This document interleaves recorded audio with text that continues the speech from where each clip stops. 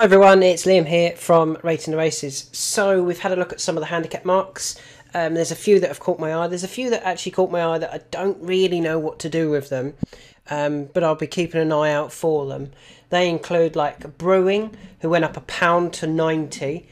Came from the Dark, who dropped £1 to 96. There was a couple of races last year that he could have run in, but this year they've changed the criteria slightly, so he can't get in them. And also Cardano, who's dropped £2 to 87 now with Ben Brookhouse. Again, I can't really find what to do with that horse in the next coming months. Maybe later on in the season, but not right now. So looking at those that I can find what to do with, or what I believe they should do with, let's start off with the Green Man, who went up £1 to 84 for his 6th place effort at Lingfield when, as I mentioned in my previous video, he travelled really well and dived down the inside, and that was completely the wrong thing to do. Can't remember who was riding it. Let's just have a quick check. Daniel Muscat, I think he went down he gave it the wrong ride. Previously, Kaya Fraser had given the horse too much to do at Newcastle, and I think the horse is well handicapped off 84. I think he can win a race for sure. Still quite progressive as soon as he gets back on that turf. And where would I go? Well, I think this race here, there's a 6 furlongs race for horses rated 71 to 90. So the Green Man is rated 84, so he gets in nicely.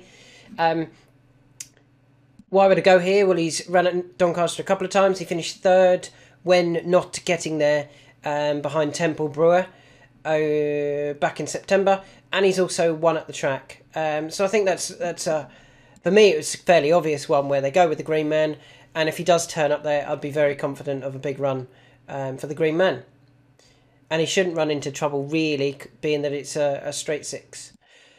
Moving on to the second one, which was our biggest eye catcher of the week. Vintage Clarets didn't move in the handicap. I know we've included him in the video, despite the handicapper not doing anything. Because I think that's a huge let-off, being kept on 91. I think the horse wants 5 furlongs and he wants better going than the heavy that he ran on at Doncaster 2 runs ago. Where do you go with him? York. There's a 5 furlong race at York where I think he'll run better over 5 furlongs. So if you look through his form, he's actually had a couple of disappointing efforts at York. Over 6 here, over 6, 14th, 6th, 14th. But then a few runs ago, he finished 2nd over 5 at York. And I'm hoping that's where they go again with him. If they do, I think he is well handicapped. I thought the way he ran at the weekend, on Saturday, was a sign of a horse who off 91 can definitely win a race. And I'd be disappointed if he didn't go close in this race at York again, or I say again at York, go close at York again in that 5 furlong race. Next horse who makes this video is Euchen Glen. Dropped £1 to 101. That's okay. That's now £1 lower than when 7th in the Ebor. I've actually got the whole plan for Euchen Glen, similar to how I've got Constitution Hill's plan for the Champion Chase next year and then the Gold Cup the year after that. Trainers won't do as I suggest, but this is what I would do with Euchen Glen. So, next time I would run him in the 1 mile 3 furlongs, 188 yards, the Sky Bet race to the Ebor. It's a nice race for him. I think he might lack a little bit of pace. So he'll just be running on and, the handicapper might even go, I'll drop you £1 more, down to 100. So that takes him down to 100.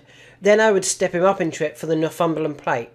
It's a race that might be worth winning anyway because it's decent prize money.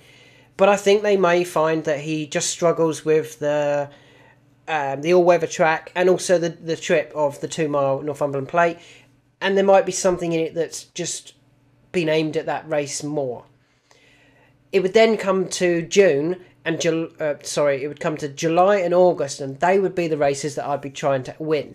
So I think Euchen Glen, if he ran in this race at York and then in the Northumberland Plate, I think he could end up off around 98. So a £3 drop. I think he'd drop maybe £1 for York and £2 for the Northumberland Plate, because I don't totally think he can win either of those 2 races. But with that in mind, he would turn up to Goodwood off 98. And that would be fine. And I would actually try and win that race and do the Trawlerman double like Trawlerman did last year. Win the race at Goodwood. Last year, Euchen Glen was 3rd. And then win the Ebor. if he ran off 102 in the Ebor, which he would have a £4 penalty, I'd be confident of a big run. I know it would be a higher mark than he ran off last year, but he was unlucky last year. If you watch the race, he didn't get a clear run at all. Whereas if he did disappoint in the Goodwood race as well, and he turned up off, say, 100, you know, he'd had those 3 runs and he turned up off 100, I think he would go very, very close in the Ebor. So it all depends on how Jim Goldie wants to do it. Does he want to try and win races, or does he want to try and get the handicap mark spot on for the Ebor? If, as I said, if he turned up off 100 for the Ebor, I'd be very confident of a very, very big run. The next horse I wanted to talk about was a horse called East Asia. He dropped £3 down to 92 for his 8th place effort in the Queen's Cup at Musselburgh. Never got involved. Where do they go with that? Here. Goodwood. It's a 1 mile 6 race at Goodwood. He's 2 from 2 at Goodwood, winning over 2 mile. This is it's not an easier race, but I think clearly he acts well at Goodwood. And I would probably try and ride him a little bit more prominently to be ready to really kick on down that final straight. You know, they don't want to be prominent. They don't want to be in the lead, but don't be right out the back. Sit 3 or 4 off the back. And down the final straight at Goodwood, I think he could make a lot of ground up and probably run a really big race here at Goodwood on the 27th of May. Yeah, it's a little bit of time to wait. What is it, 6 weeks? But then after that, they can then look at what they want to do with him, whether it's something like the Copper Horse Handicap at Ascot. That could be a potential race for East Asia. The final 2 in this video are Stone of Destiny, who has been dropped. Stone of Destiny's dropped £2 to 73, and King's Lynn, who has dropped £1 to 108. Now, I actually tweeted initially, sorry, King's Lynn has been dropped another £1 to 107.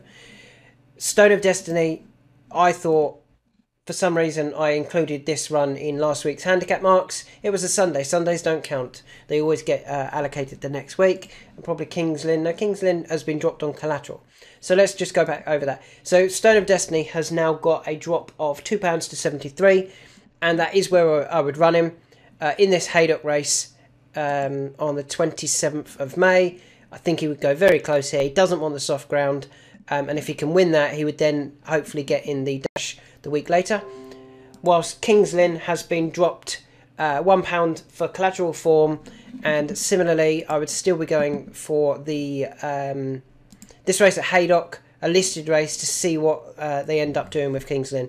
If he gets beat here, then they could look at the Wokingham, offer probably a lower handicap mark.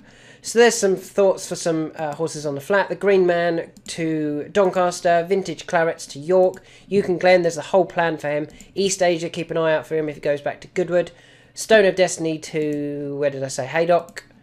Haydock and King's Lynn, I also hope to see at Haydock and see what they do with King's Lynn. More to come, the Chasers and Hurdlers, there's still a few of those handicap changes, so they are the next couple of videos you'll see.